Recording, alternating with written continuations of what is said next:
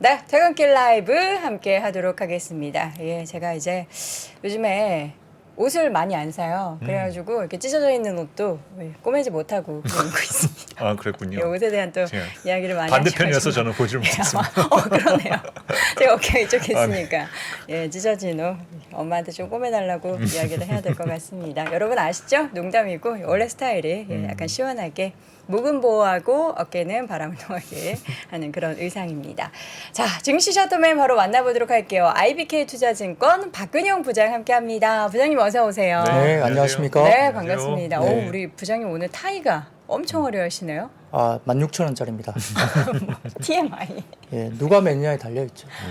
그렇습니다. 예, 우리 박은영 부장님의 패션 자신감 예, 함께하도록 하겠고요. 우리 시장은 오늘 오후에 너무 힘이 없었던 것 같아요. 쭉 빠져가지고. 네, 이유가 있습니다. 뭐 이유가 그걸 뭐예요? 뭐 설명하려 제가 나온 거니까요. 그쵸. 뭐 아침 코스피는 뭐 약보합이니까 거의 보합 수준에서 사실 시작을 했고요. 2,250포인트 언저리로 출발을 했는데 네. 외국인들은 역시 이제 시작할 때 현선물 매도를 했고요. 기관은 코스피만 제한적인 매수 출발을 했습니다. 근데 다 이제 수급 조치가 그렇게 뭐 명확한 방향성이 없었어요. 되게 제한적인 포지션을 갖고 시작을 했지만 미은준의 고강도 긴축 전망 지속에도 불구하고 사실 이제 3분기 기업 실적 호조가 나왔고 특히 이제 오늘은 좀 이따 말씀드릴 뭐 넷플릭스 관련된 이슈도 좀 있었고 그다음에 이제 양호한 9월에 이제 산업 생산 영향 때문에 상승 전환을 국내도 했습니다. 미국의 선물 강세가 아침에 계속적으로 이루어지면서 국내 주가지수 선물도 강세 전환하면서 외국인은 코스피 200 중심으로 제한적인 순매수가 전환됐고요. 업종별로는 오전에 이제 서비스업이나 철강, 금속, 운수 장비 등의 업종이 강세를 보이면서 건설이나 통신 등의 업종이 다소 좀 약세를 보이는 모습을 보였습니다. 미국 선물 상승폭이 확대되면서 이제 기관 외국인 양시장 순매수를 장중에 보였고요. 기관 선물도 매수 전환을 보였습니다. 외국인 같은 경우는 코스피 기준 13거래일 순매수가 이어졌고요. 연기금은 제조업이나 운수장비 위주로 순매수 전환을 했는데 이 코스피는 자동차, 조선, 그다음에 항공우주 등이 타 업종 대비 좀 강세를 오전에 보였습니다. 그런데 애플이 아이폰 14 플러스 부품 관련 소식 때문에 전기전자 업종은 다소 약세를 보였고 코스닥은 2차 전지 업종이 특히 이제 소재주 쪽에서 상승세가 강했는데요. 종목별 재료를 소화하면서 차별적인 어떤 종목 장세가 또 이루어졌습니다.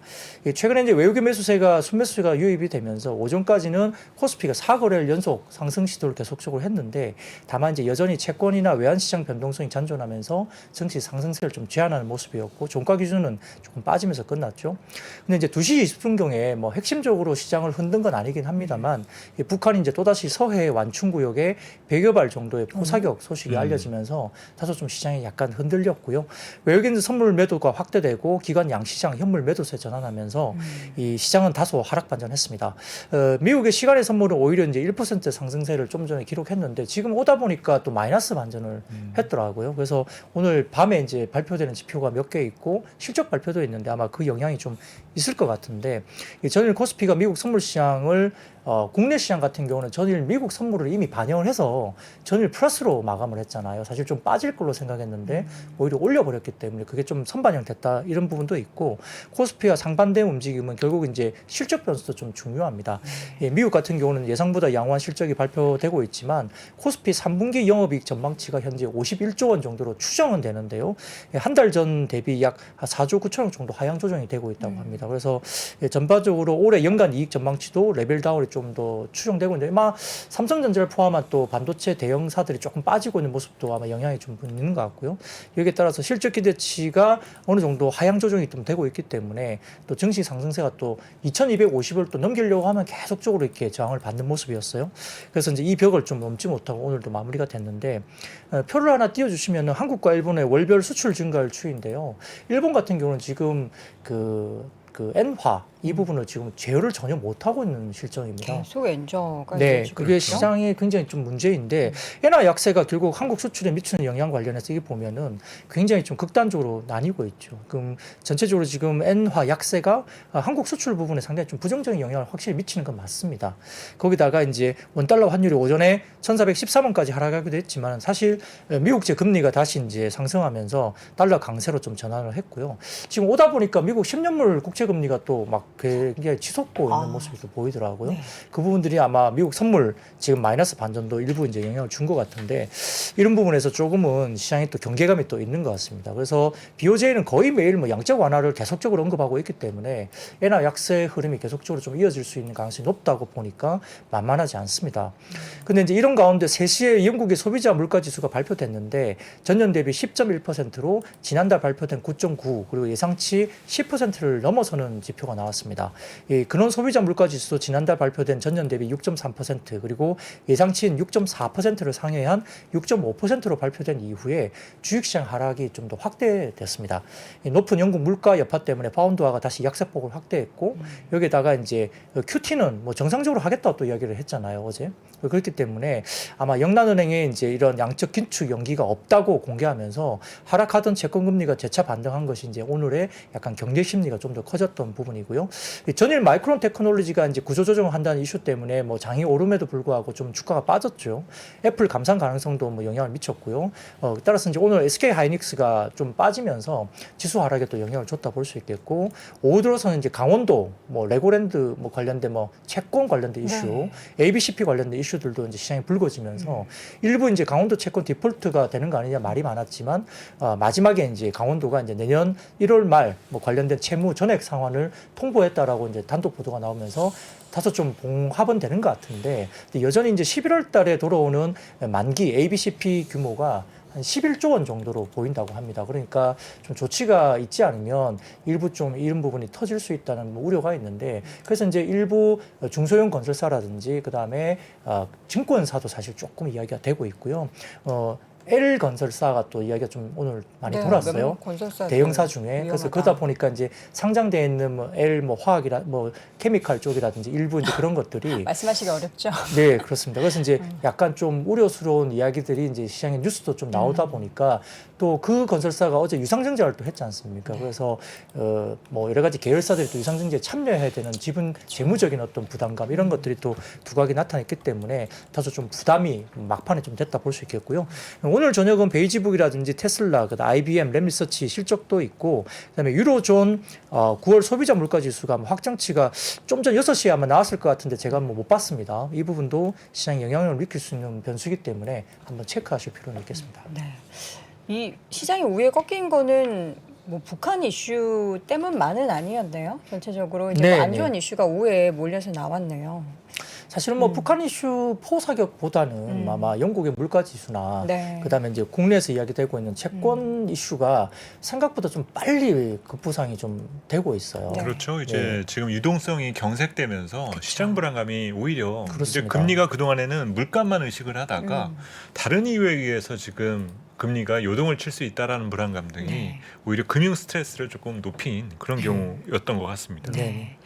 자, 그렇다면 이제 업종별로 좀 하나씩 봐야 될 것 같은데 자동차 업종 관련해서 비용 부담 발생 얘기가 좀 나오고 있네요. 네, 뭐 그냥 표 보시면 편하게 설명될 것 같아서 네. 표를 아직 가져와 봤습니다. 뭐 처음 피워주시면 네. 이제 3분기 품질 비용인데 이게 이제 모 증권사 애널리스트가 이제 한숨을 쉬시면서 2년 전에 이걸 이제 했는데 또 똑같은 이슈로 이 리포트를 또 쓰다니 이러면서 조금 그런 말씀도 하신 분도 계셨는데요. 이제 엔진에 대한 추가 충당금 이슈가 이렇게 불거졌죠. 그래서 이제 지금 3분기 품질 비용으로 현대차는 1조 3,600억, 기아는 1조 5,400억 규모의 충당금 설정을 알렸고요.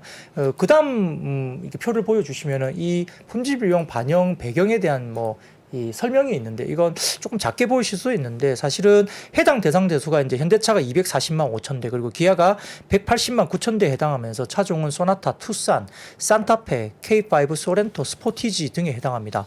2020년 3분기 추정 대비 대외 변수 확대에 따른 비용 추정 전제가 변경에 대한 이슈인데요. 2000년 예측 시에 반영했던 개성 항목 중에 현실화가 좀 미흡했다는 이슈가 있고 환율 급등에 따른 추가 비용 확대도 이제 이유로 이제 이야기됩니다. 추가적인 비용 반영 결정한 이유가 이렇게 되고 있는 상황이고요. 다음 표를 보여주시면 뭐 품질 정책 방향성에 대한 회사가 발표한 방향이 있는데 뭐 이거는 그냥 참고를 해주시면 될 것 같습니다. 근데 이제 왜 다시 이제 이렇게 추가 비용이 발생했나 이렇게 묻는 분들이 되게 많아서요. 이 리콜 품질 비용은 사실 3가지 기준으로 산정이 된다고 알려져 있습니다.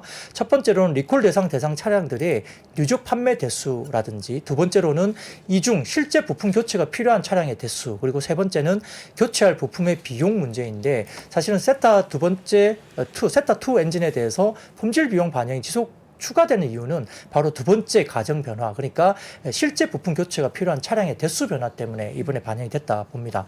이 두 번째 변화는 두 가지 기준으로 계산된다고 하는데, 리콜 차량 대상 차량 중에 잔존 비율, 그러니까 시간이 지나면서 폐차된 차량을 제외한 잔여 리콜 대상 차량의 수와, 그리고 잔여 차량 중에 엔진 교체가 필요한 불량 발생 비율, 그러니까 차량이 노후화되면서 리콜이 필요한 불량 발생 비율의 증가, 이게 이제 변수가 되는 거거든요. 그래서 그 2015년 처음 세타2 엔진 품질 비용을 적립한 이후에 17년, 18년, 19년, 20년, 22년 이렇게 지속적으로 추가 비용이 발생한 것은 바로 이제 아까 말씀드렸던 두 가지에 대한 가정이 증가해왔기 때문으로 분석이 됩니다.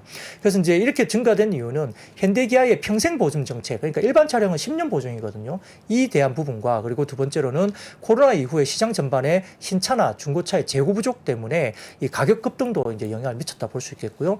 이것 때문에 이제 그 리콜 대상 차량의 사용 기간이 기존에 추정했던 계획보다 비교적으로 늘어나고 있다는 거고요. 그다음에 사용 기간 증가에 따른 노후 차량 확대가 리콜이 필요한 불량 발생 차량의 절대값을 상승시킨 이유로 이야기가 됩니다. 여기에 따라서 이제 동질 품질 비용이 계속적으로 반복되기 때문에 시장이 오늘은 사실은 어제 오후에 발표가 돼서 오늘 이거 잘하면 또 두드려 맞겠구나 생각을 했는데, 오히려 또 주가는 잘 방어를 하면서 플러스로 반전을 했었습니다. 그 이유가 뭐냐면 아까 말씀드렸던 품질 비용이 계속 반복이 되니까 아쉽고 약간 신뢰도가 좀 떨어진다는 점에서 좀 불안한 요소가 분명히 됩니다만, 충당금 항목의 성격상 최대한 보수적으로 아마 책정을 했을 것이다. 그래서 이제 추가적인 부분들이 뭐 나올 수도 있겠지만 아마 더 많이 이제 추가적으로 되기가 좀 쉽지 않다는 생각을 갖고 있는 것 같고요. 대당 그 대수 계산을 지난 2000년 3분기의 충당금 설정과 이번 충당금 설정을 합산을 한다면 현대차는 대당 한 130만 원 충당금을 했고요. 그다음에 기아는 약 144만 원 정도 충당금 설정을 했으니까 이 정도면 웬만한 거는 좀 커버되지 않을까 이렇게 생각을 하는 것 같습니다. 그래서 이제 올해 지배주주 순위 컨센서스 기준의 양사 PER이 현대차는 4배, 기아가 4.3배 이 정도 PER 밸류니까 과거 20년간 큰 흐름으로 봤을 때 자동차 밸류가 한 7배, 8배 정도는 충분히 받았거든요. 근데 4배 정도 수준이니까 이 정도 밸류에서 더 빠질 자리가 있을까? 뭐 이런 생각을 사실 오늘 했다고 합니다. 그래서 이런 부분에 대해서는 결국은 문제점은 이제 올해 실적보다는 내년 실적에 대한 방향성, 그리고 내년에 재고라든지 인센티브가 만약에 급하게 올라갈 거냐, 아니면 지금과 같은 낮은 재고와 낮은 인센티브가 그대로 유지가 되면서 실적이 계속 좋아질 거냐, 이 부분을 가지고 이런 노이즈가 있다 하더라도 우상향이냐 아니면 여기서 더 빠질 거냐, 이걸 좀 결정하지 않겠나 이렇게 보는 것 같습니다. 네.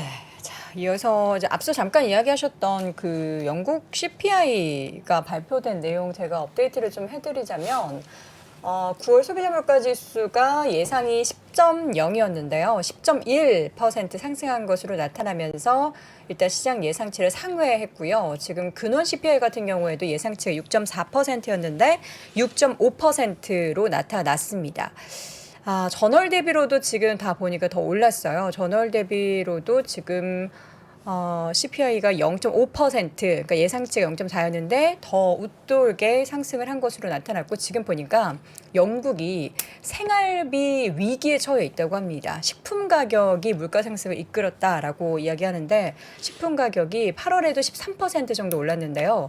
무려 14% 넘게 올랐다고 합니다. 이제 사실 우리가 미국 CPI 최근에 많이 봤죠. 근데 이제는 영국까지 챙겨봐야 되는 거죠. 네, 영국 문제 유럽에 대한 뭐 부분이 크레딧 스위스 이슈도 사실은 네. 지금 불거져 있기 때문에 가장 뭐 내관이 될 수 있는 가능성이 높다고 보이니까 뭐 다 봐야죠. 이제 뭐 예전보다 이 투자에 대한 환경이 더 복잡해진 것 같아요. 네. 저희도 마찬가지고요. 개인들은 얼마나 더 힘드시겠습니까? 그래서 저도 이제 내년 전망 준비하면서 여러 가지 이제 내년에 물가 전망을 여러 가지 좀 네. 취합을 하고 있거든요. 그러면 이제 저희가 내심 바라는 거는 올해 너무 물가 상승이 가파랐었고 뜨거웠으니까 그쵸. 좀 식겠지. 이제 이런 것들을 좀 기대를 많이 했어요. 근데 전년 이제 대비로 해서는 좀 그렇죠. 이제 쉽겠죠. 좀 둔화되지 않을까? 근데 여러 가지 내용들을 좀 수집을 해보다 보니까 네. 이렇게 물가가 올라서 그것을 반영시켜주는 항목들이 있어요.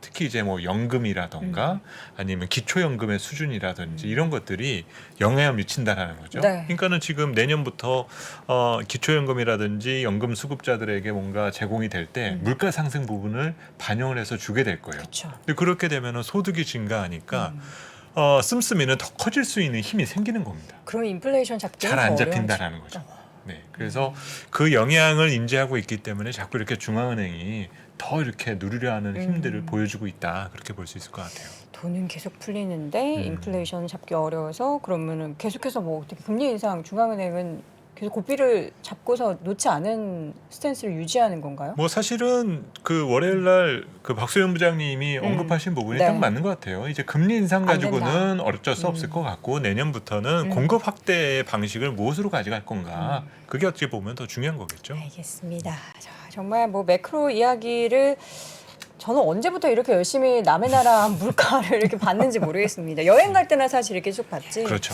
언제부터 네. 이렇게 봤나 아유, 모르겠는데 지난번에 어쨌든 물류 때문에 라인강 수위까지 그러니까요. 네, 맞습니다. 그 나라에 뭐 비가 오는지 안 오는지까지 체크하고. 네. 자, 이어서는 아이폰 관련해 사실 이게 애플이 네. 감산 얘기 이미 했었잖아요. 근데 네. 뭐 또 영향을 또 미쳐요? 근데 이제 좀 이제 구체적으로 뭔가 또 뉴스가 나오는 네. 상태예요. 그때는 그냥 막연하게 좀 줄일 수 있다 뭐 이런 이야기가 나왔지만 오늘 같은 경우는 CNBC에 따르면은 아이폰 부품을 공급하는 중국의 업체에다가 아이폰 14 플러스 부품 생산을 중단을 아예 요청하는 그걸 보냈다는 거고요. 모듈을 조립하는 업체에도 생산 축소 요청을 했다. 이거 구체적으로 이야기 나오니까 이제 조금 우려를 하는 것 같습니다. 14 시리즈의 추가 증산 결정 철회와 관련이 있는 건지 아니면은 이것과는 별개로 애플이 아이폰 14 플러스에 한해서 생산에 대한 출하를 계획보다 축소시키는 건지 이거는 확실하게 지금 확인된 바는 없습니다만 이게 문제가 이제 영향이 있는 겁니다. 그래서 애플 같은 경우도 아이폰 제품이 이제 중국 반도체 기업 YMTC에서 생산하는 메모리 칩을 사용하던 뭐 하려던 계획을 또 이제 완전히 보류 조치를 했지 않습니까? 그러다 보니까 이제 이런 부분에서 비용 절감을 위해서 이제 2018년도부터 YMTC하고 접촉을 했다고 알려져 있고 올해 초에 이제 YMTC 128단 3D 낸드 플래시 메모리 칩을 중국 시장용 포함해서 생산한 전체 아이폰의 40%에 이르는 물량을 이 아이폰에 장착하는 것을 이미 계획을 했었다고 알려져 있는데 뭐 자체 인정도 거의 마무리했다고 알려져 있거든요. 근데 이걸 이제 완전히 이제 뭐 보류를 했다는 거죠. 이 부분 때문에 결국은 쉽지 않은 부분들이 이제 공급에도 좀 영향을 미치는 것 같고 또 수요가 일단 프로 시리즈에 좀 집중되고 이 기초 시리즈 그러니까 플러스 제품까지 소위 아랫단의 모델 두 개는 거의 잘 안 팔리니까 아마 축소나 중단 조치를 한 것 같아요. 전체 출하량은 당연히 빠질 겁니다. 근데 이제 프로 시리즈가 얼마나 팔리느냐가 국내 관련주에도 영향을 미칠 것 같긴 한데 아무튼 축소 관련된 이슈가 이제 구체적으로 불거지다 보니까 뭐 BH나 LG이노텍 이런 종목들이 하락세를 좀 보였는데요. 지난번에 제가 이제 대만 업체들에 관련된 PCB 업체나 카메라 모듈 업체는 실적이 굉장히 좋게 나왔었거든요. 실적도 기존 추정치보다 잘 나왔고, 그래서 3분기 실적은 나쁘지는 않을 것 같아요. 근데 이제 그 뒤에 중단이 뭔가 되면서 이제 4분기 실적에 대한 영향이 어떻게 뭐 꺾일지 이런 부분 좀 확인을 해봐야 될 것 같고, 네. 만약에 국내 업체들이 프로 시리즈의 매출단의 비중이 한 60에서 70 가까이 되니까 프로 시리즈가 잘 팔린다고 한다면 국내 관련 부품주들은 실적이 안 꺾일 거란 말이죠. 그러면은 의외로 너무 싸다는 개념으로 좀 평가를 할 수 있다는 점에서는 추후에 그런 부분들을 좀 확인할 필요는 있습니다. 자, 이어서 이제 이게 보니까 다 미국 시장에서 이슈 있었던 게 국내 시장에 오늘 뭔가 다 다이렉트로 영향 미칠 것 네, 같은데. 결국은 다 그 밸류 체인이 다 어차피 다 섞여 그쵸. 있으니까요. 그래서 조금 전에도 이 아이폰 관련주 말씀을 주셨는데 최근에 저희 화장품 담당도 얘기를 하는 부분이 우리가 항상 이맘때면 중국의 광군제 엄청난 빅시즌이잖아요. 그러면 그런데. 사실 이런 부분에 선제적인 주문이라든지 선정 요청 등이 있어야 되는데 그게 안 보인다는 거예요. 그러니까요. 그러니까 이제 이 상황을 어떤 식으로 봐야 되냐. 우리는 또 뭐 여러 가지 정치적인 해석이나 이런 식으로도 접근을 하지만 근본적으로 빠졌을 때 중국 기업들도 경기 둔화에 대해서 의식을 하고 있다는 거죠. 이 가운데 이제 넷플릭스 혹시 우리 센터장님 넷플릭스 보세요? 저는 넷플릭스 광입니다. 아, 정말요? 저는 드라마 광이고요. 어떤 거 최근에 보셨어요? 뭐 최근에는 영화 중심으로 조금 많이 봤었던 것 같고요. 네. 그리고 드라마는 뭐 최근에 그 동안에 좀 미드. 밀어놨던 네. 거 좀 보지 않았었던 것들, 워킹데드라든지 이런 것들 조금 다 이제 복습하고 있는 그런 중입니다. 넷플릭스를 돈 벌게 해주는 네. 유저 중에 한 분인데 네. 엄청 늘어났더라고요. 네, 뭐 생각보다 꽤 좋은 서프라이즈를 어제 발표를 그러니까요. 했기 때문에 네. 한참 이제 이렇게 굉장히 억눌려 있던 상황이었죠. 넷플릭스가 뭐 일단 뭐 다른 실적들은 대부분 찾아보시면 아실 테니까 네. 그것보다는 분기 순증 가입자 수가 240만 명이니까 가이던스가 100만 명 정도 수준이었습니다. 그러니까 2배 이상 이상 증가한 거잖아요. 근데 이제 지역별로 보면 아시아가 역시 140만 명, 그리고 이제 이 EMEA 같은 경우 60만 명, 남미가 30만 명, 북미 10만 명. 그러니까 북미 쪽은 확실히 좀 포화 상태인 것 같습니다. 이 글로벌 가입자 수 2억 2,310만 명 기록하면서 뭐 지난해 3분기 순중 가입자가 440만인데 뭐 작년 대비로서는 좀 약하지만 어쨌든 아시아 쪽의 순중 가입자 수가 상당히 좀 의미 있게 올라왔다는 거고요.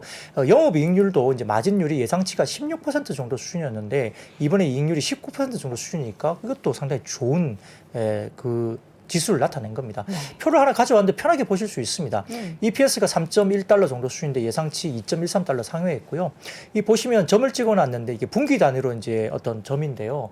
약간 이 얇게 10개 이렇게 보이는 약간 그런 것들은 그 직전, 그러니까 이제 원래 기대됐던 EPS인데 좀 진하게 이렇게 녹색으로 이렇게 표시된 점은 실제로 이제 발표한 EPS거든요. 그러니까 대부분 보면 분기 단위로 봤을 때 예상치보다 좀 더 높은 실적들을 내고 있는 모습이 보입니다. 근데 그 원래 예상된 EPS와 그다음 실제 발표된 EPS의 갭을 보면 이번 3분기가 좀 갭이 제일 오른쪽에 보시면 점의 간격이 좀 넓죠. 네. 그러니까 이제 그만큼 서프라이즈율이 좀 높았다고 보실 수 있습니다. 그렇게 좀 해석하시면 될 것 같고요. 그 다음 표를 보여주시면 이게 넷플릭스의 지역별 가입자 수 동향을 좀 네. 가져와 봤는데요. 보시면 유럽이나 그다음 미들이스트, 아프리카 이쪽을 보면 거의 이제 풀에 차 있지 않습니까? 그렇죠. 그리고 US, 미국이나 캐나다도 거의 풀에 차 있어서 이 순중 가입자 기울기가 상당히 옆으로 눕기 시작했어요. 그러니까 이게 이제 증가율이 굉장히 포화 상태에 와 있는데 그 다음 보시면은 라틴 아메리카도 이제 바닥에서 좀 올라오고 있고 특히 제일 밑에 있는 게 이제 아시아 퍼시픽, 태평양 이쪽이거든요. 그러니까 아시아 쪽에 아직까지 어떤 가입 성장에 대한 룸이 많이 남아있는 시장입니다. 그래서 아까 제가 순중 가입자 중에 140만 명 이번에 순중한 게 아시아 쪽이라고 말씀드렸기 때문에 이 시장이 굉장히 중요합니다. 그래서 이제 우리나라 컨텐츠에 대한 니즈가 더 커질 수밖에 없는 환경적인 어떤 부분이 놓여있다 보시면 될 것 같고요. 그 다음 제가 가져온 사진을 보시면 뭐 아주 깨알같이 이렇게 쭉 나와 있는데 딴 건 모르겠고요. 이게 영어니까 근데 이 정도는 다 해석하실 거라 생각하고 보이지도 않아요. 네, 뭐 잘 안 보인다는 네. 핑계를 대시면서 그쵸, 해석을 안 그쵸. 하시면 안 되고요. 이 보시면 제가 이제 여기 표시된 부분 보이시죠? 오른쪽에 보시면 이제 파랗게 표시된 부분이 있는데 이게 보면 Extraordinary. extraordinary 어떠니 뭐 우죠? 이상한 변호사 우영우. 예, 그겁니다. 그러니까 이게 그렇게 표현하는군요. 뭘 말하냐면 넷플릭스가 공식적으로 이 이야기를 했는데 그 편하게 말씀드리면 네. 구독자 증가에 이제 기여한 그 드라마나 이런 작품들. 작품을 네. 언급을 했어요. 그래서 기묘한 이야기 시즌 4라든지 넷플릭스가 제작을 안 했음에도 불구하고 기여했다라는 네, 거잖아요. 네. 네. 다머 몬스터라는 종목 그 작품하고 그다음에 한국 드라마 이상한 변호사 우영우 그다음에 퍼플 하트 그다음에 영화 그레이맨 이런 그 드라마나 어떤 작품들이 언급이 구체적으로 됐습니다. 그러다 보니까 이제 여기에서 특히 이제 4분기 가입자가 450만 명 증가할 것으로 제시됐는데 여기에서 결국 이제 그 우용우 이 A스토리 관련된 우용우가 상당히 거기에 이제 아시아 순중에 굉장히 많이 기여를 했다고 보는 거예요. 그러다 보니까 이제 오늘 사실은 A스토리라는 종목이 급등각을 보인 이유도 이제 그 우용우 관련주로서 이제 급등각을 보였던 거고요.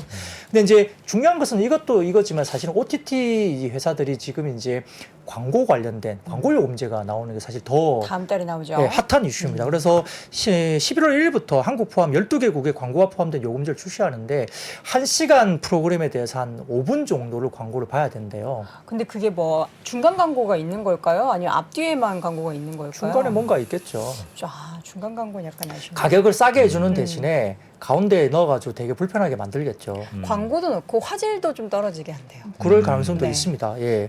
그래서 지금 넷플릭스가 발표하기를 컨퍼런스 프레스콜에서 광고 지면 인벤토리가 거의 다 솔드아웃 됐다 이야기를 했기 때문에 광고 수가 많이 들어오는 거고요. 그러면 아마 1시간 내에 5분 정도 보는데 광고 개수도 많이 늘 것 같아요. 느낌상.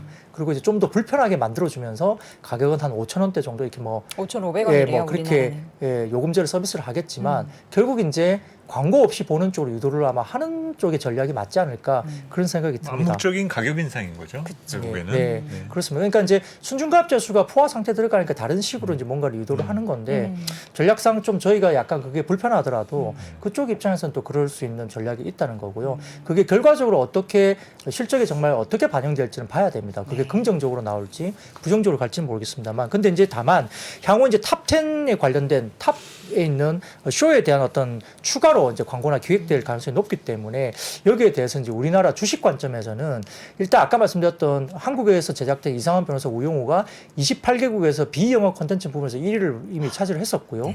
4억 시간 뷰를 기록했다고 하니까 대단하죠. 역대 6위 순위라고 되고 있습니다. 그래서 광고 탑재 요금제도 11월에서 한국에서 출시된 점을 이제 놓치면 안 되는 투자 포인트로 본다면은 결국은 이제 컨텐츠 제작사로 봐서는 에이스토리를 포함한 뭐 스튜디오 드래곤 오늘 반응을 했고요. 넷플릭스 광고 사업 개시에 대한 수혜를 누릴 수 있는 국내 광고사가 나스미디어입니다. 이제 공식적으로 파트너사가 언급됐기 때문에 그래서 나스미디어 같은 경우도 이제 좀 주목을 받고 있는 종목이어서 이렇게 컨텐츠나 광고 미디어 관련된 종목들이 일부 이러한 관련해서 굉장히 좀 최근 리포트도 좀 많이 나오고 있고 주목을 많이 받는 것 같습니다. K 콘텐츠 관련해서 사실 우리가 뭐 우영우 효과로 최근에 이제 봄부터 여름을 통해서 이렇게 쫙 같이 올라가는 느낌 보였는데 지금 주가 차트를 보면 사실 다 별로 안 좋아요. 이렇게 다 대작을 만들고 K 콘텐츠 엄청 인기 많다고 하는데 실질적으로 뭐 스튜디오 드래곤이나 뭐 J 콘텐츠리 중앙이나 이런 종목들 보면은 콘텐츠리 중앙 이런 종목들 보면 실적에 대비해서 주가가 낮은 건지 아니면은 생각보다 실적을 못 내고 있는 건지 어떻게 봐야 될까요? 사실은 어떤 플랫폼 기반한 안정된 수익 기반을 갖고 있느냐 그렇지 않느냐가 되게 중요하겠죠. 그래서 차기작에 대한 리스크를 아무래도 반영을 시키려다 보니까 네. 그런 부분이 또 할인 요소로 영향을 주는 거고 최근에 엔터사들이 상당히 재평가를 많이 받고 있잖아요. 네. 근데 이제 엔터사들이 재평가를 받는 이유 중에 하나가 그겁니다. 예전에는 방송사와 그 엔터테인먼트 사들 간의 그 갑을 관계 이거는 하나의 디스카운트 이유였었는데 네. 지금은 자체 채널을 갖게 되니까 그렇죠. 비용이 절감되는 부분이에요. 그래서 내가 새로운 가수를 길러내게 되면 바로 그냥 특별한 비용을 들이지도 않고 데뷔를 시킬 수도 있다. 다양한 플랫폼에. 그렇죠. 그렇게 되다 보면 이제 비용 절감 효과를 누릴 수 있게 되니까 플러스가 되는 거죠. 그러니까 우리 컨텐츠 제작사들도 그런 선순환의 플랫폼 구도를 만들어내는 거가 앞으로는 되게 중요한 부분이 될 거예요. 네. 그래서 국내 컨텐츠 관련해서 또 OTT 업체들이 그러면 힘을 합치는 것도 그런 맥락에서 볼 수도 있겠네요. 그렇죠. 알겠습니다. 자, 오늘 또 2차 전지 얘기는 뭐 하루도 빠짐없이 나오는데 오늘은 또 어떤 좋은 이야기입니까? 네, 뭐 비싸다 하면서도 계속 결국 가는 올라가는 건 2차 전지 쪽이라 네. 뭐 수급이 더 붙는 것 같은데요. 뭐 사실 2차 전지 관련주들은 미국과 중국의 갈등 때문에 국내 셀 3사가 결국은 거기에 수혜를 받는다고 생각을 하는 것 같고요. 여전히 성장에 대한 이슈도 아직은 괜찮아 보입니다. 물론 고밸류를 받고 있으면서 몇 년간의 뭐 수익 구조를 당겨서 밸류에이션 하고 있다는 부분들이 투자자 입장에서 조금 어려운 부분일 수도 있지만 성장성이 아직은 꺾이지 않는 부분들이 보이고 있기 때문에 여전히 이쪽을 좀 더 선호를 하는 것 같고요. 2차 전지 장비 업체들도 수주잔액이 2000년 말을 보면 1조 3247억 정도인데 올해 말 기준으로 봤을 때는 4조 원대로 올라왔으니까 3배 이상 장비도 굉장히 그 수주 잔고가 급증하고 있는 모습입니다. 그리고 이제 2차 전지 장비들의 실적도 개선되는데 제가 이제 그 다음 표를 하나 가져왔는데요. 역대 이제 월간 단위로 봤을 때 9월 달만 놓고 보면 어떤지 한번 표를 가져왔는데 띄워주시면 2차 전지 9월 달에 역대 그 9월달 동월 수출 금액만 놓고 봤을 때 14년도부터 이제 9월달 수출 금액이거든요. 그러니까 이번 2022년 9월달도 역대급으로 굉장히 높아지고 있고 최근에 20년과 21년도보다 월간 단위를 봤을 때는 성장폭이 훨씬 큽니다. 그래서 이것도 마찬가지고요. 그 다음 표도 보여주시면 연도별 수출 금액인데요. 2차 전지 수출 금액이 2015년 1월달부터 쭉 나온 표인데 최근에 보시면 기울기가 더 가팔라지고 있죠. 성장성이 확실히 아직은 있다는 겁니다. 그래서 고밸류를 받고 있지만 여기에 대한 성장성을 따라가면서 이제 고밸류를 계속적으로 프리미엄을 받고 주가가 이제 움직이고 있다 보실 수 있는 상황인데 이 표는 이제 세종기업 데이터라는 쪽 플랫폼에서 제가 따왔습니다. 네. 다음 표를 보여주시면은 이제 미래에셋증권에서 국내 양극재 업체 밸류체인 비교를 해왔는데요. 제일 그 막대 그래프 중에 2022년, 뭐 23년, 24년 포워드 이제 관련된 이제 밸류에이션인데 제일 왼쪽에 있는 게 에코프로 BM, 그 다음에 짙은 회색이 LNF, 그 다음에 오른쪽에 약간 옅은 그 주황색이 코스모 신소재, 그다음에 아주 진한 주황색이 이제 포스코 케미칼이거든요. 네. 그러니까 상대적으로 보면은 에코프로 BM이나 LNF가 좀 싸 보입니다. 밸류에이션이. 그리고 이제 오른쪽에 보시면 국내 양극재 업체 밸류에이션 비교도 봐도 EV 에비타로 보더라도 다소 좀 에코프로 BM이나 LNF 쪽이 코스모 신소재나 포스코 케미칼보다는 상대적으로 좀 싸 보이는 밸류에이션을 갖고 있다는 걸 비교를 이렇게 해놨습니다. 그래서 그런 부분들이 좀 이제 주가에도 영향을 현재 미치고 있는 것 같고요. 그 다음 표를 보여주시면은 양극재 원재료 메탈 가격 분기별 변동 추이인데 보시면 리튬이나 니켈, 코발트가 확실히 좀 하향 안정세를 잡고 있는 게 보입니다. 이런 부분들 보이다 보니까 양극재 관련 쪽이 상당히 좀 좋아 보이는 거예요. 주가 부분에서. 그래서 이런 부분들을 영향을 받으면서 가는 거고요. 더군다나 이제 에코프로 BM이 이제 실적 발표를 했는데 뭐 KB증권에서 이제 한 가지 이제 코멘트를 가져온 걸 제가 따왔는데 이제 주요 원자재 가격 상승분이 판가 반영이 충분히 되고 있기 때문에 또 평균 판매 단가가 개선되고 있고 그다음에 실제로 이제 새로운 조기 가동 공장들이 있기 때문에 이게 온기 반영이 된다 이런 부분에서 양극재 출하량의 증가가 확실히 보인다는 거고요. 그다음에 말씀드렸던 뭐 에코프로 같은 경우는 이제 MSCI 지수 편입이 지금 이야기가 되고 있는데 여기에 편입될 가능성이 상당히 높게 에코프로가 이야기됩니다. 그래서 MSCI 지수 발표일은 11월 11일이고요. 편입일은 11월 30일인데 이걸 가지고 선제적으로 이제 수급들이 먼저 들어오기 시작할 겁니다. 그렇기 때문에 에코프로가 MSCI 11월 달에 지수 편입 가능성이 높아지면서 선제적인 어떤 수급이 들어온다는 점에서도 에코프로가 상대적으로 좀 주가가 아웃퍼폼을 하고 있는 상황이고 그리고 어제 같은 경우는 하나의 이벤트가 또 나왔었죠. 그게 뭐냐면은 그 북미의 포드하고 SK온 관련된 양극재 공급사 관련 코멘트가 포스코 케미칼 이슈가 나왔죠. 그러면서 사실은 그 에코프로 BM이 거꾸로 에코프로 BM이 어제는 빠졌거든요. 급락을 했어요. 그러다 보니까 이게 어떤 게 맞는 거냐 이야기가 나왔는데 공시 내용을 보면 조금 보수적으로 공시를 했습니다. 뭐 만난 건 맞지만 뭐 약간 진행된 건 조금 더 추후에 발표하겠다 이렇게 나왔는데 여기에 따라서 약간 좀 이게 무슨 스탠스지? 이런 생각을 좀 할 수밖에 없습니다. 근데 저희가 좀 보면 현재 에코프로 BM의 북미 양극재 캐파 계획은 26년까지 총 18만 톤. 이 중에서 3분의 2는 블루오벌 SK향으로 추정이 되는 상황입니다. 근데 이제 현재 포스코 케미칼의 북미 양극재 캐파 계획은 3만 톤. 이게 GM 얼티엄 셀즈 확정이고요. 기존 고객사양 증설과 추가 고객사 확보 가능성이 반영한다면 캐파 전망치가 지속 상향되기 때문에 일단 전체적으로 봤을 때는 포스코 케미칼이 나쁜 건 아닙니다. 그래서 북미 포드 SK1 J 조인트 벤처 블루오벌 SK의 목표 캐파가 연산 129기가와트. 그러니까 전체적으로 25년까지 순차 가동이 되겠죠. 이런 부분을 했을 때는 양극재 최대 필요한 생산 캐파가 최대 20만 톤으로 추정이 되는 겁니다. 그래서 만약에 포드가 에코프로 BM 양극재를 단독으로 기존으로 사용한다면 에코프로 BM은 북미 증설 계획을 굉장히 많이 상향해야 됩니다. 그리고 양극재 세컨밴드를 마련해야 된다고 보면 포스코 케미칼이 추가적으로 가능성이 있는 거죠. 그러면 결국은 이게 과연 포스코 케미칼이 추가적으로 밴더가 세컨밴드가 된다 했을 때 에코프로 BM이 그러니까 굉장히 안 좋은 쪽으로 영향을 받을 거냐? 그거 아니라는 거예요. 왜냐하면 필요한 캐파가 워낙 많이 증설되기 때문에 지금 포스코 케미칼이 추가적으로 공급하는 것은 세컨밴드가 들어가는 것은 어쩔 수 없는 상황이고요. 결국 이제 에코프로 BM의 실적 추정치 하향은 없다는 게 기본적인 분석입니다. 그러니까 에코프로 BM이 어저께 급하게 빠질 이유는 사실 없었던 걸로 볼 수 있는 거예요. 그래서 오늘 이제 사실 반등세가 나오는 게 맞다고 보는 게 맞고요. 여기에 따라서 이제 포스코 케미칼하고 에코프로 BM이 오늘 같이 올랐고 LNF도 일단 뭐 테슬라 실적 발표 앞두고 오늘 괜찮았는데 LNF는 이제 테슬라 쪽에 영향을 워낙 많이 받는 종목으로 알려져 있으니까 오늘 올랐습니다만 이제 실적 발표 나오면서 또 어떤 이슈가 있을지 변수는 조금은 테슬라 쪽에 실적 발표를 좀 체크를 해야 될 것 같고요.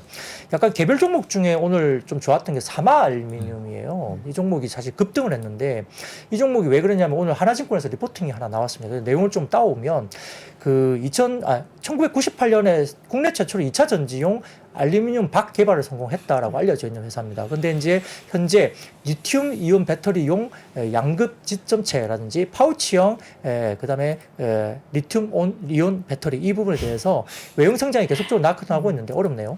근데 국내 배터리 3사의 2차 전지 양극박을 계속적으로 납품을 하고 있는 걸로 확인되는 업체였고 그다음에 특히 이제 SK온의 경우에 2차 전지 알루미늄 박의 대부분 90%를 사마 알루미늄으로부터 납품을 이미 받고 있는 걸로 확인이 됐습니다.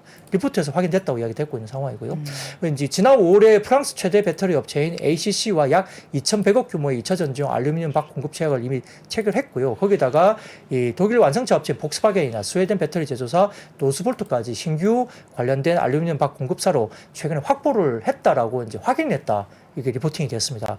거기다가 이제 지금 2차 전지 알루미늄 박 관련된 생산 공정을 기존 4개 라인에서 추가로 2개 라인을 증설 중에 있는데 추가 2개 라인은 100% 다 2차 전지 쪽이에요. 그러다 보니까 캐파가 연간 약 4만 톤 이상으로 국내에서 가장 큰 생산 규모를 갖출 거다 보니까 이게 이제 다른 피어 그룹 대비 너무 싼 거 아니냐 이렇게 이야기가 된 것 같습니다. 그래서 오늘 사마 알루미늄이 좀 두드러지게 급등을 나타냈고 그 외에도 뭐 솔루스 첨단 소재나 뭐 DI 동일, 뭐 나노 신소재, LNF, 에코프로 BM 이런 종목들이 이렇게 엮이면서 같이 주가가 좀 많이 좋아졌습니다. 네.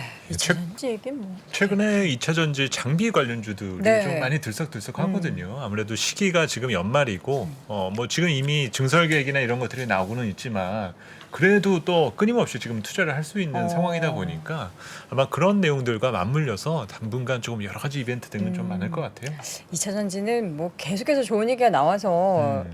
관련된 종목들이 올랐다 하지만 개별 모멘텀이 있을 때마다 기대할 만한 부분들이 참 많은 것 같은데 저희가 또 잠시 후에 자세하게 또 이야기 잠깐 나눠볼 테니까요. 여러분 함께 해주시고요. 네옴시티 뭐 관련해서 지금 보니까 그가 안 오면 우리가 간다 이건가요?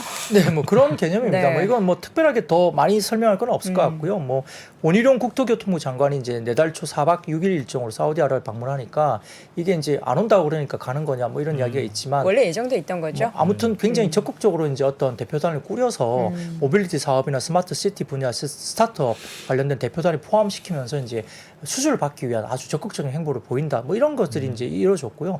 저는 이제 오지 않는다는 이슈 때문에 워낙 급락을 했던 터라 뭐 그렇죠. 반사작용으로 기술적인 반등이 나온 상황이긴 한데 사실 일부 종목은 사실은 수혜주로 확인된 종목들 중에 급등했던 종목들도 뭐 한미글로벌 이런 게 있었기 때문에 좀 부담스러운 밸류가 사실 선반영된 부분이 있죠. 근데 이제 이렇게 다시 이제 뭔가 가는 이슈가 터지다 보니까 기술적인 반등이 분명히 나온 거긴 하지만 정상적으로 어떤 얼마의 수주를 어떻게 받는지를 좀 확인하고 밸류에이션을 좀 볼 필요는 있는 구간이 아닐까 생각은 듭니다.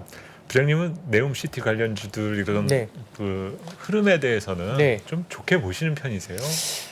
발주 부분은 가능성은 있어 보이긴 하겠죠. 인프라나 이런 부분들은 사실 건설사들이 좀 받아올 수 있는 부분은 있다고 보이고요. 실제로 또 있기도 하고요. 네네. 그렇기 때문에 아직은 전체 발주의 뭐 부분에 대해서 현재 발주된 금액이 아주 작다고 알고 있고 그렇기 때문에 추가 발주에 대한 부분들은 계속적으로 거기에 대한 수주전을 계속적으로 갈 거라 보고 있기 때문에 좀 뭐 그게 뭐 한 달 만에 끝날 발주는 아닌 걸로 보이니까 그걸 팔로우업을 하면서 계속 따라가야 될 것 같고요.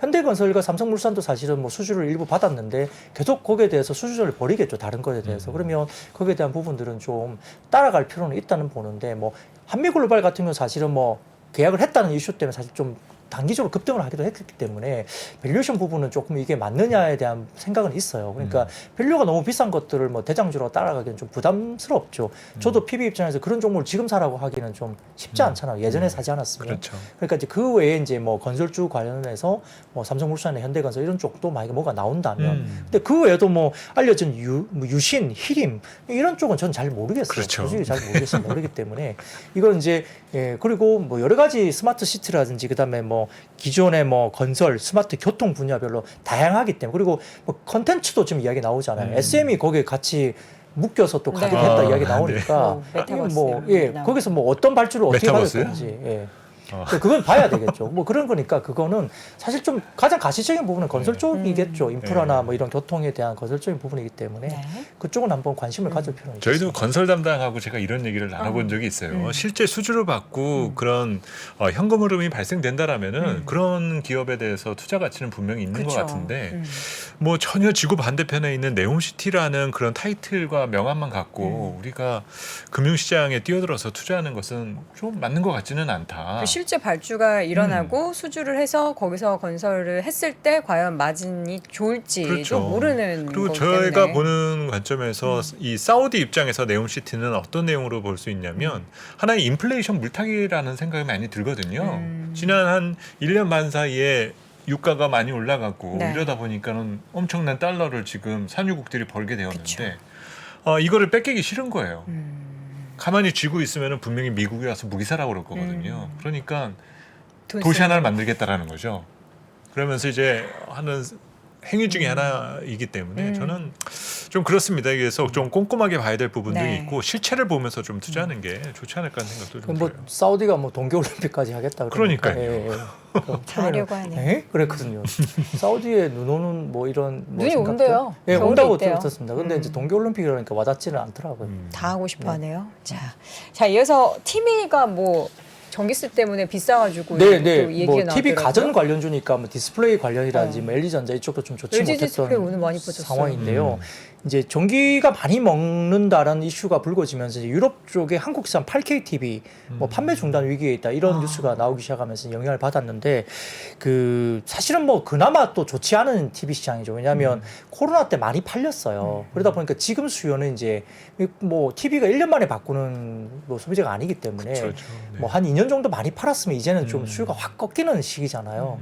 그리고 이제 뭐 그런 부분이 있는데 올해는 또 월드컵이 있다 보니까 좀 미리 좀 산 쪽도 있을 거고 또 코로나 때 이제 소비를 또 그쪽으로 많이 했기 때문에 그런데 아무튼 좀 TV 수요가 별로 좋지 않은 상황에서 또 악재가 더 터진 건데요. 사실 영향을 받을 곳은 보면 사실 삼성전자가 거의 독보적인 수준입니다. 영향은. 왜냐하면 LG보다는 삼성이 독보적으로 이 부분은 영향을 받을 건데 8K TV를 만드는 메이커가 사실은 글로벌리 얼마 안 됩니다. 그래서 8K는 작년 같은 경우는 37만 대 규모였고요. 올해 같은 경우는 약 40만 대 시장입니다. 그래서 TV 시장이 2억 대 정도니까 올해 시장 40만 대 시장에서 이게 영향은 사실은 크지 않다고 보는 게 맞죠. 그 중에서 이제 유럽의 시장 규모는 올해 기준으로 한 10만 8천 대 정도 수준이니까 아까 제가 올해 아까 말씀드렸던 8K TV가 40만 대 글로벌 시장이라고 그랬잖아요. 그 중에서 유럽은 한 10만 대 수준인 거예요. 10만 8천 대. 이주니까 한 4분의 1 정도밖에 안 되죠. 그러니까 메이커별 숫자는 상반기까지 밖에 없긴 하지만 출하 숫자를 본다면은 유럽 시장이 뭐 12만 3천 대 정도가 작년에 팔았다고 하는데 그 중에서 삼성전자가 10만 4천 대를 작년에 판 거예요. 거의 한 8, 90%를 삼성전자가 다 판 겁니다. 그래서 LG전자는 18,000대 팔았으니까 거의 뭐 영향은 없다고 보시면 되고요. 그래서 이 8K TV가 고가이기도 하고 많이 이유는 남는 그런 쪽인데 단순 물량보다는 사실 수익성의 변수가 미칠 수 있지만 사실 뭐 삼성전자 입장에서 이게 뭐 수익성이 얼마나 기여를 할까 이 부분은 사실 영향은 별로 없는 것 같고요. 다만 이제 내년 시장의 8K TV 시장이 37만 4천 대로 올해보다도 더 감소할 거다 보고 있는 시장이기 때문에 사실은 뭐 유럽 시장이 이렇게 닫는다고 해서 큰 문제는 아닙니다만 오늘 같은 경우 디스플레이나 일부 이제 가전 관련된 종목이 영향을 안 좋게 받은 거고요. 그 올해 기준 북미 시장이 8K 그 TV 시장이 8만 8천 대 수준이니까 아예 유럽 쪽보다는 북미 쪽으로 마케팅을 좀 집중하는 게 오히려 보면 판매도를 늘릴 수 있는 이런 마케팅에 대한 포인트도 있을 수 있다는 점에서는 사실은 주가가 많이 빠질 이슈는 아닙니다만 센티적으로는 좀 영향을 좀 받았던 부분도 있습니다. 네. 자, 여기서 마지막으로는 뭘 볼까요? 네, 오늘은 이제 시스템 관련해서도 잠깐 짧게만 말씀드리겠습니다. 네. 지금 표를 띄워주시면 빅테크 기업들의 데이터 센터 투자 내용인데요. 구글은 자체 데이터 센터가 23개, 그리고 페이스북은 21개, 마이크로소프트는 전 세계 140개 나라의 자체 데이터 센터를 갖고 있습니다. 네이버 같은 경우는 강원도 춘천시 등의 자체 인터넷 데이터 센터를 운영하고 있고요. 근데 카카오는 없었다는 거죠. 그게 이제 문제가 되고 있고요. 그래서 이제 이게 카카오 데이터 센터 화재 관련된 뭐 당정 협의회가 이제 국회에서 열리면서 이제 재발 사태 관련된 부분에서 이제 여러 가지 이야기들이 많이 나오는데 결국은 데이터 관리 관련된 다중화를 의무화하는 그런 게 이야기가 나오지 않습니까? 여기에 따라서 이제 이 관련법을 개정하기로 했기 때문에 시스템 통합이나 네트워크 통합, 그다음에 클라우드 컴퓨팅 관련된 종목들이 이제 튀기 시작했습니다. 근데 뭐 이 회사들이 실제 어느 정도 이제 영향을 과연 적게 받을 거냐 잘 모릅니다. 근데 이게 이제 어쨌든 다원화를 해야 되기 때문에 이제 수주나 발주가 많이 나올 수 있다는 그런 개념으로 띄었는데요. 인성정보라든지 S넷, 비트컴퓨터, 데이터 솔루션, 뭐 KINX 이런 종목들이 튀었습니다. 뭐 전통적인 이 NI라든지 그다음에 네트워크 통합, 시스템 통합 이쪽에 SI 관련된 통합 관련된 종목이 튀었는데요. 근데 한 가지 좀 더 이제 하자면 이게 좀 재밌는 게 북한이 이번에 카카오 사태가 벌어지면서 네. 북한이 해킹을 국내에 시도를 했다고 정말요? 알려지거든요. 그 와중에. 오. 예. 그러다 보니까 지금 이메일에 뭐 카카오 관련해서 이제 이 메일이 첨부되면서 PC 버전 카카오톡의 원활한 이용을 위해서 업데이트된 PC 버전의 카카오톡을 이용하시길 바란다라고 적혀져 있는 해킹이 뭔가 들어왔대요. 그러니까 이제 북한에서 뭐 이렇게 했다라고 뉴스가 나왔더라고요. 뭐 저는 뭐 이게 확실하게 어떤 사실관계를 제가 명확하게 밝힐 수는 없지만 뉴스가 그렇게 나왔습니다. 그래서 일부 이제 카카오 측을 사칭한 피싱 이메일이 발송된 걸로 이야기가 되면서 아까 말씀드렸던 그 시스템 통합이나 네트워크 통합뿐만 아니라 보안주가 오늘 급등했죠. 보안주가. 예. 그러면서 플래티넷이라는 종목이 또 상한가를 가기도 하고 예, 보안주가 뜨기도 했는데 이러면서 여러 가지 이제 이슈가 불거지면서 시스템이라든지 네트워크라든지 보안이라든지 이런 것들이 오늘 좀 시장에서 뉴스화되면서 네. 관련된 테마성 움직임의 수급 쏠림이 좀 있었던 하루였습니다. 네, 알겠습니다. 저희 그리고 오늘 보니까 현대차의 그랜저 풀체인지 모델이 공개가 됐잖아요. 혹시 네, 네. 보셨어요? 사진 봤습니다. 저도 그래서 지금 방금 봤다가 어떠세요? 두 분의 생각은? 디자이너의 디자인적으로. 의도대로 그냥 차가 나오지 않았나 싶고 역시 지금 나오네요. 예, 그렇죠. 뭐 각진 모델 우리가 생각했는데 생각보다 그렇게 각져 보이지는 않거든요. 생각보다는 각이 안 졌다. 네. 그런데 이제 여러 가지 시도되는 부분인 것 같아요. 저런 네. 각진 차량이 지향하는 부분 등이 결국은 자율주행이라던가 네. 전장 부분 등에 대한 효율성을 높이기 위한 하나의 과정 중에 하나가 될 수가 있기 때문에 네. 디자인 측면만은 고려할 수는 없다라는 거죠. 그래서 뭔가 노력하는 모습은 확실히 저는 상당히 좋은 점수를 줄 수 있을 것 같아요. 네. 우리 박근영 부장님은요? 근데 되게 죄송하게도 저는 아직까지 제 개인 차를 현대차를 가져본 적이 없어요. 아, 정말요? 기아차도 그러시군요. 사본 적이 없는 것 같아요. 그럼 대체 그러신 거예요? 어떤 차를 사시는 거예요? 오, 가진- 그 외의 브랜드를 산 거죠. 어, 기계 브랜드만 좋아하시나요? 아니, 차종은 더 많으니까요. 네. 상상하지 마시고. 근데 이제 어떻게 하다 보니까 그렇게 됐어요. 네네네. 예, 그러다 보니까 선택 안 저도 하신다. 이제 지금껏 돌아보니까 아직 현대기아차를 한 번도 내가 안 사봤네. 네네. 뭐 렌탈은 해봤죠. 오. 근데 제 차로서는 안 타봐서 뭐 한번 되게 관심은 많고 또 이제 신차가 나올 땐 저는 시승을 해봐요. 네. 네. 가서. 그왜 이걸 되게 시장에서 반응이 있을까? 그쵸, 그쵸. 예, 그래서 뭐 제네시스도 시승도 많이 해봤고 그런데 되게 좋더라고요 타 보니까. 네네. 그래서 좋은데요. 사볼까 이런 생각도 네. 정말 제네시스 너무 들더라고요. 예쁘죠. 예, 그래서 뭐 그런 것들이 이제 실제 겪어보는데 확실히 전장은 옛날보다 정말 달라졌어요. 뭐 실내 여러 가지 뭐 편의 기능 이런 것도 굉장히 달라졌는데. 결제되게 또 막 그런 시스템도 마련돼 있대요. 예, 그래서 굉장히 많이 달라졌구나 현대기아가 옛날에 제가 처음에 뭐 차를 고를 때하고 지금 많이 달라졌는데 뭐 정말 사볼까 하는 생각이 들 정도로 좋아졌더라고요. 근데 이제 소비자 입장에서는 가격이라든지 뭐 이런 것도 고민해야 되고 또 타는 부분에 대해서 엔진이라든지 이런 부분도 네. 고민해야 되기 때문에 이제 여러 가지 고민거리는 좀 있습니다. 그리고 아직까지는 제 차가 또 10년 넘게 타고 있거든요. 지금 타는 차가. 아, 엄청 오래 타셨는데. 예, 근데 저는 10년 덜 탈 거예요 지금 차를. 무슨 차인지. 예, 그래서 뭐 그렇게 하차감이 좋은 차인가 본데요. 네, 승차감도 그래서- 승차감이 관리를 잘하니까 또 타지더라고요. 네. 그러니까 이제 좀 더 탈 건데 아무튼 뭐 다음에 바꿀 때는 또 고민을 하겠죠. 아, 저는 개인적으로 제가 네. 뭐 독일차, 영국차 타보고 최근에 바꾼 차가 사실 그랜저예요. 제가 네. 한 번도 모델명은 얘기 안 했는데 저는 하이브리드 차량 이 그랜저를 타면서 저는 너무 만족하고 있거든요. 일단 실내 넓고 너무 이제 여성 운전자가 운전하기 핸들도 되게 가볍고 일단 뭐 기름값이 덜 들고 내부 넓은 게 저는 가장 좋더라고요. 그렇죠. 근데 공간 지금 뽑는 거는 네, 현대차가 디자인 최고니까요. 보고서 1년만 참았다 2차 살 걸 그랬나 하는 예, 저 오너 드라이버 네. 여도훈입니다. 현대차 많은 일단 연락 저 차에 앉아 계신 것 부탁드리고요. 같은데요. 아니 근데 저는 너무 예쁜데 이게 약간 보는 사람마다 시각이 다른가 봐요. 아, 그렇군요. 저는 이전 모델보다 풀체인지 모델이 더 예쁘다고 생각을 하는데 일단 현대차에 대한 반응이 저는 어떨지 2대 1이거든요 지금. 시장의 반응은 어떨지. 근데 이제 궁금하네요. 한국 차는 몇 가지 포인트가 있죠. 한국 사람들 포인트가 네. 일단 그 엔진 소리가 안 나야 돼요.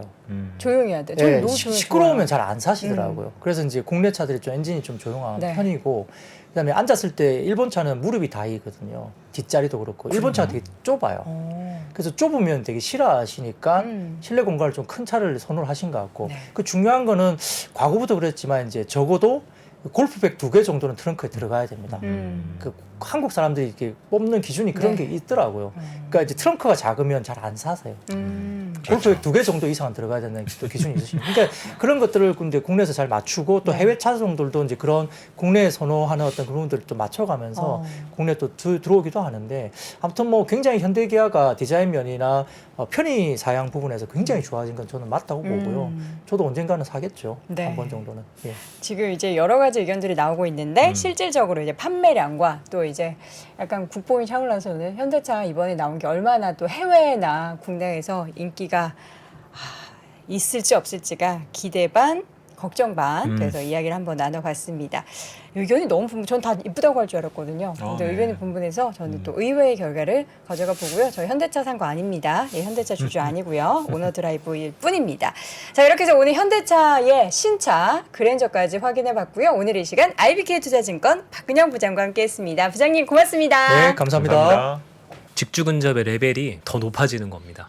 서울의 중요한 회사들은 광화문에 많은데 여의도 거주자들 중에 제일 선호하는 자리가 반포예요. 네트워크가 강남이 제일 좋아요. 인생에서 계속 바뀝니다. 적어도 저는 한 6년에서 8년에 한 번씩은 결론을 내야 될 게 인생에 따라서 결혼을 했냐 안 했냐, 아이를 낳냐 안 낳냐에 따라서 많이 바뀌겠죠. 부동산 입지의 변천사를 한눈에 살피는 대한민국 부동산 부의 역사. 지금 서점에서 만나보세요.